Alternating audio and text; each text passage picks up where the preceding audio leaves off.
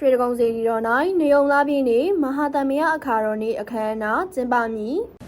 ရန်ကုန်တိုင်းဒေသကြီးတကုံမြို့နယ်ရှိရွှေတကုံစီရီမှာနေုံလာပြည်မီ30ရက်မှာမဟာသမယအခါတော်နေ့အခမ်းအနားကိုစီကားသမြိုက်စွာကျင်းပတော်မှာဖြစ်ကြောင်းသိရပါတယ်။